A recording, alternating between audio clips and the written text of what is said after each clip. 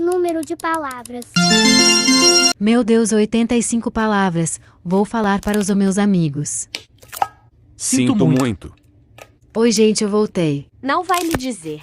Sinto muito. O que aconteceu? Cheguei agora. A Alice só recebeu 320 palavras. Nossa, sinto muito. Eu sei. E Vixi, meninos, quantas receberam? 100 mil. 120 mil. E você, Lara? Quantas recebeu? 85. 85 mil? Nossa, eu só recebi 320 e você fica aí se achando. Você é uma egoísta mesmo. Enfim, gente. Vamos jogar Tower? Vamos. Escreve num papel.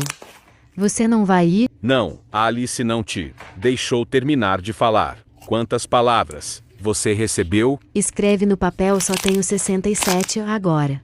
Nossa, sinto muito, mas ignora a Alice. Ela gosta de chamar atenção. Mas, vamos jogar Tower com eles? Daqui a pouco, as palavras vão ficar públicas. E vamos ver se ela estava falando a verdade.